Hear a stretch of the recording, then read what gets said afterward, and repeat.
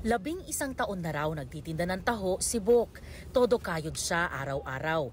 Ngayong Pasko nga, wala raw siyang hiling kundi maitreat ang kanyang pamilya. Sana po maganda po yung araw ng Pasko namin.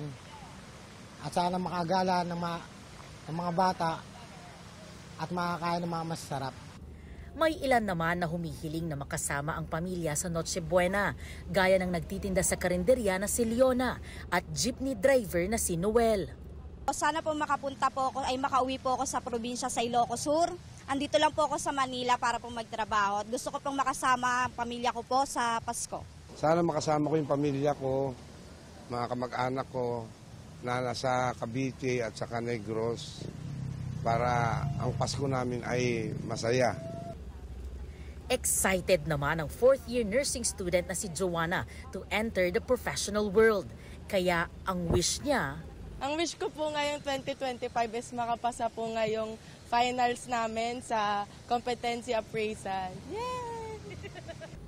May ilan naman na ang hiling ngayong Pasko, hindi lang pansarili, gaya ng Christmas wish ng may-ari ng tindahan na si Nanay Emeline at tricycle driver na si Victor.